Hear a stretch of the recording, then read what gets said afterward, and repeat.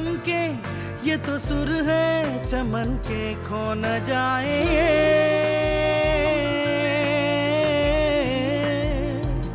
तारे जमीन। हंसते खिलखिलाते नन्हे फरिश्ते, ये फरिश्ते जिनकी आंखों में है बेशुमार सपने, और वो सपने आसमान की ऊंचाई को छूने को बेताब हैं। मोहल्ले की रौनक गलियां है जैसे। इन नन्हे बच्चों को नहीं है किसी से शिकायत, ये जिंदगी को जीना चाहते हैं, जीना जानते हैं और बहुत कुछ करना भी चाहते हैं। तारे जमीन पर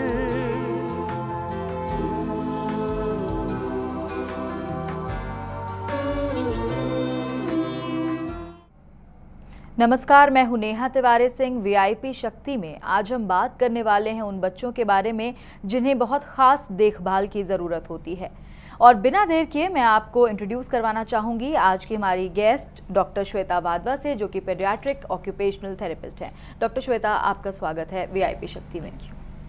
डॉक्टर श्वेता, हम बात आज कर रहे हैं ऑटिज़म के बारे में कि ये क्यों होता है, किस तरह से होता है, क्या कॉजेज़ होते हैं। क्योंकि अगर किसी बच्चे को ऑटिज़म हो जाता है तो उसके पेरेंट्स में सबसे पहले यही सवाल आता है उनके मन में कि हमारा बच्चा ही क्यों। तो सबसे पहले शुरुआत करते हैं यहाँ से कि ऑटिज़म क्या है। देखिए, ऑटिज़म एक न्यूरो डेवलपमेंटल डिसऑर्डर है जिसके अंदर ब्रेन की जो फॉर्मेशन होती है उसमें कहीं ना कहीं कुछ एबनॉर्मेलिटी आ जाती है एंड जो इंफॉर्मेशन प्रोसेस करने की क्षमता होती है वो कहीं ना कहीं डिस्टर्ब हो जाती है, जिसकी वजह से ऑटिज़म होता है, राइट। लेकिन एग्जैक्ट ये ऑटिज़म में क्या हो रहा है वो अभी रिसर्चर्स फाइंड आउट कर रहे हैं कि किस तरीके से क्यों हुआ। लेकिन कुछ ऐसे रीजंस होते हैं जिसकी वजह से ऑटिज़म हुआ है एंड उसके अंदर जैसे कि कुछ जेनेटिक ट्रांसफ़र होता है, कुछ ऐसी चीज़ें होती हैं जैसे कि at the time of pregnancy mother ने कुछ अनवांटेड अल्कोहल का कंजम्पशन किया या स्मोकिंग करा या उस समय पे मदर जो है वो स्ट्रेस की कंडीशन में थी, तो इन वजह से ऑटिज़म हो सकता है। या फिर बॉडी में हेवी मेटल्स की पॉइजनिंग भी हो जाती है, जैसे कि मर्करी या लेड, तो उनकी अगर पॉइजनिंग हो गई है उस वजह से भी ऑटिज़म हो सकता है।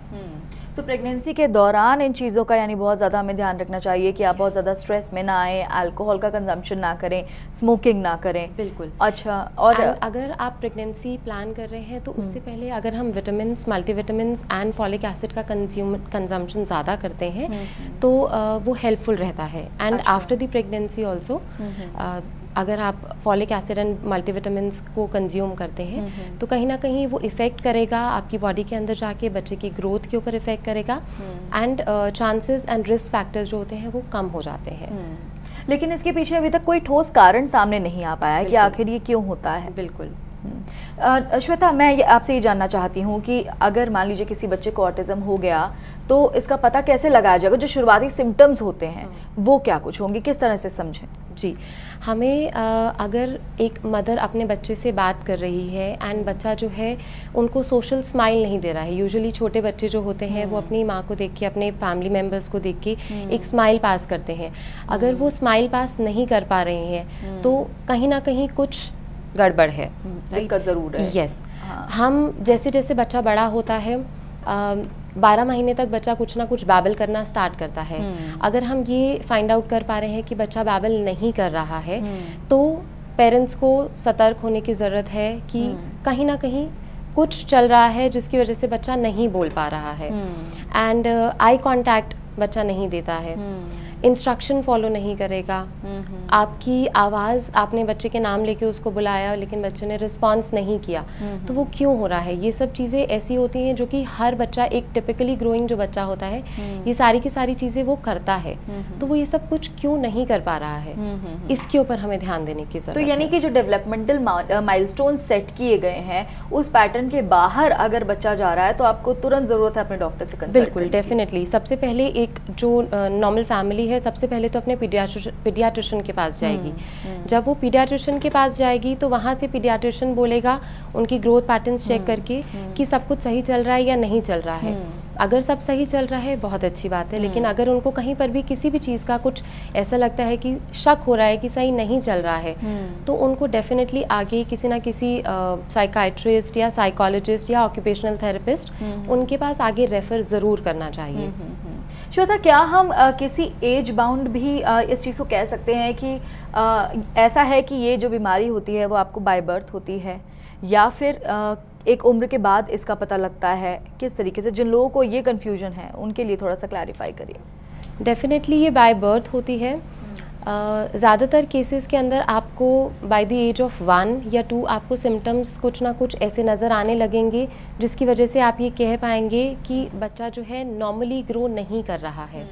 लेकिन कुछ केसेस में ऐसा भी होता है दैट 1 साल की उम्र तक बच्चे ने बहुत अच्छा प्रोग्रेस किया, उसने कुछ शुरुआती अक्षर, कुछ शुरुआती चीज़ें बोलनी शुरू करी, मम्मा पापा, लेकिन एकदम से बच्चे ने वो बोलना बंद कर दिया एंड उसकी प्रोग्रेस जो है वो डाउनफॉल होने में स्टार्ट हो जाती है। तो उस तो ऐसा किस वजह से होता होगा कि बच्चे ने 1 साल तक तो सब चीज़ें सीखी हैं, उसके बाद सेकेंड ईयर लगते लगते जब बच्चे को और बहुत कुछ सीखना चाहिए तो वो उन चीज़ों को अचानक से रोक दे? ब्रेन की फंक्शनिंग में, क्योंकि इंफॉर्मेशन प्रोसेस करने में हमें ऑटिज्म में दिक्कत होती है, जो सबसे ज़्यादा ट्रबल वाली चीज़ है कि इंफॉर्मेशन प्रोसेस करने में हमें दिक्कत हो रही है। तो जब इंफॉर्मेशन प्रोसेस करने में हमें दिक्कत हो रही है, 1 साल तक बच्चे ने ट्राई किया, ब्रेन उस हिसाब से वर्क कर रहा था, लेकिन 1 साल के बाद शायद ब्रेन उतना अच्छा वर्क नहीं कर पा रहा है। इसके लिए श्वेता ये बताइए कि क्या कोई लेवल्स होते हैं ऑटिज्म में, क्या कोई स्टेजेस होती हैं जिसके बारे में जानना हमें ज़रूरी होता है? जैसे हम बातचीत कर रहे थे, आपने कहा इनिशियल स्टेजेस में अगर हमें पता चल जाए तो हम चीज़ों को आसानी से हैंडल कर सकते हैं। बिल्कुल ज़रूरी। अगर हम 3 साल की उम्र तक फाइंड आउट कर पाते हैं कि बच्चे को ऑटिज्म है या कुछ भी, कोई भी ऐसी चीज़ है कि बच्चा टिपिकली ग्रो नहीं कर पा रहा है, तो आप किसी ना किसी प्रोफेशनल के पास ज़रूर जाएं, उनकी हेल्प लें, उनसे गाइडलाइन लें कि किस तरीके से हम आगे वर्कआउट कर सकते हैं। क्योंकि 5 साल की उम्र तक बच्चा जो है उसकी ब्रेन का डेवलपमेंट पूरा हो चुका होता है, उसको जितना कुछ सीखना है वो सीख चुका होता है, राइट। सो उससे पहले अगर हम उसको सिखाने का ट्राई करते हैं जो वो नहीं सीख पा रहा है, तो डेफिनेटली बच्चे के लिए बहुत ज़्यादा हेल्पफुल रहेगा। तो जितनी अर्ली स्टेज में हम स्टार्ट करेंगे उतना लेटर स्टेजेस में प्रोग्रेस के चांसेस बढ़ जाते हैं। श्वेता, आपसे और बातचीत करेंगे, ऑटिज्म के बारे में और बहुत कुछ जानना चाहेंगे, लेकिन एक ब्रेक का हमारे लिए वक्त है। एक छोटा सा ब्रेक लेंगे यहाँ पर, आप देखते रहिए वीआईपी शक्ति।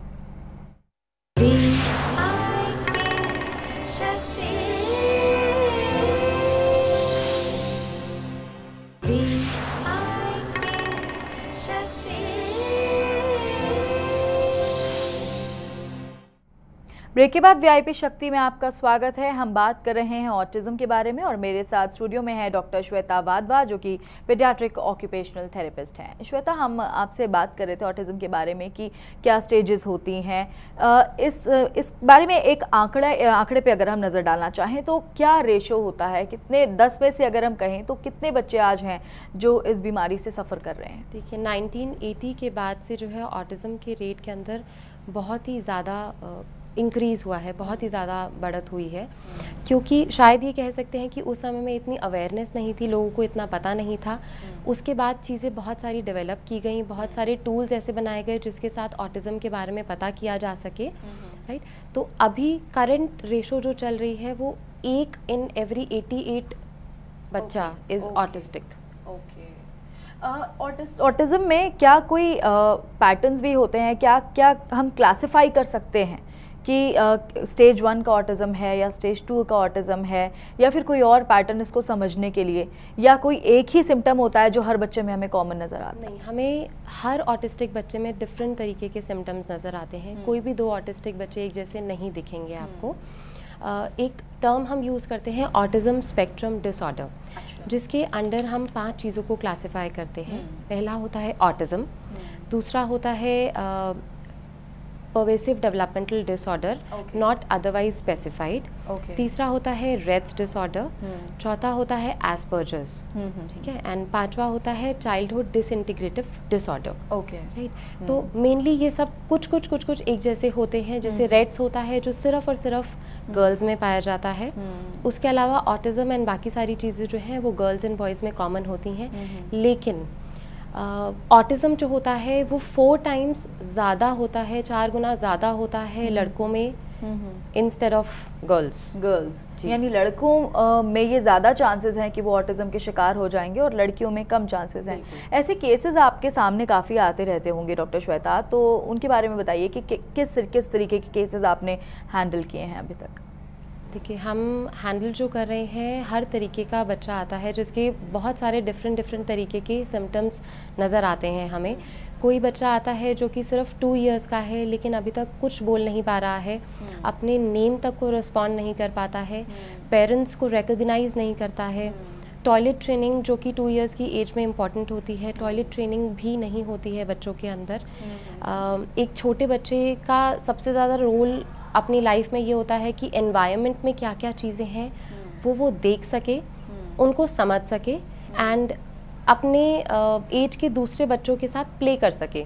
तो वो 2 साल का बच्चा अगर प्ले भी नहीं कर पा रहा है तो कहीं ना कहीं दिक्कत है, डेफिनेटली। और एक सिम्टम, एक अलार्मिंग साइन इसे हम मान सकते हैं कि अगर बच्चा रिस्पॉन्ड नहीं कर रहा है, लोगों से मिलजुल नहीं रहा है, आई कांटेक्ट नहीं मेंटेन कर रहा है, आई कांटेक्ट, ये तो शुरुआती मंथ्स में ही मुझे लगता है शायद पता लग जाता होगा। आई गेस 2-3 मंथ्स में नहीं, 2-3 मंथ्स में हम 2-3 मंथ्स बहुत अर्ली है इस चीज़ को समझने के लिए। 6 मंथ्स ऑनवर्ड्स आपको मालूम पड़ना कुछ शुरू हो जाएगा कि जब आपने बच्चे का नेम बुलाया तो उसने आपको कोई स्माइल नहीं दी, जब अपनी मर्जी आई तो उसने एक स्माइल दी थी। रिस्पॉन्ड कर रहा है बच्चा या नहीं कर रहा है। अच्छा, अगर इसके ट्रीटमेंट्स और थेरेपीज के बारे में अगर हम बात करें तो क्या कुछ उसमें होता है? सबसे ज़्यादा ज़रूरी है अर्ली इंटरवेंशन। अर्ली इंटरवेंशन में जैसे हमने पहले भी बात करी है कि जितना जल्दी हम बच्चे के साथ थेरेपीज़ को स्टार्ट करते हैं उतना ज़्यादा अच्छा होता है, राइट। सो अर्ली इंटरवेंशन के अंदर जो चीज़ें इन्वॉल्व होती हैं वो होती हैं occupational therapy, speech therapy, special education. इन सब का कॉम्बिनेशन अगर बच्चे को दिया जाए तो उसकी प्रोग्रेस जहाँ पे स्टॉप हो रही है वो डेफिनेटली आपको एक बहुत अच्छा हाइक दे सकती है। बहुत जल्दी आप बच्चे के अंदर चेंजेस को नोटिस कर सकते हैं एंड आप ये कंपेयर कर पाएंगे कि थेरेपीज से पहले बच्चा जो था एंड थेरेपीज के बाद जो बच्चे के चेंजेस हैं उनके अंदर बहुत अंतर है। किस तरीके से कंबाइन किया जाएगा इन तीनों चीज़ों को? थोड़ा बहुत इनके बारे में हमें इंट्रोडक्शन दीजिए। देखिए, ऑक्यूपेशनल थेरेपी में हम बेसिकली ये लेंगे कि बच्चे की ओवरऑल एक्टिविटीज़ जो भी हर बच्चा हर रोज़ सुबह उठने से लेकर के रात में सोने तक जितना भी कुछ करता है, खाना खाना है, टॉयलेट जाना है, खेलना है, इन सब चीज़ों से लेकर के रात को सोने तक वो जो भी काम कर रहा है उनको उसमें जो भी दिक्कत आ रही है वो ऑक्यूपेशनल थेरेपिस्ट हेल्प आउट करेगा सॉल्व करने में। श्वेता, इसके और भी बाकी दोनों चीज़ों के बारे में हम आपसे जानेंगे, लेकिन एक छोटा सा ब्रेक हमें यहाँ पर लेना पड़ेगा। एक ब्रेक लेंगे, ब्रेक के बाद लगातार ऑटिज्म पे चर्चा हमारी जारी है और डॉक्टर श्वेता वाधवा हमारे साथ स्टूडियो में मौजूद हैं। आप देखते रहिए VIP शक्ति।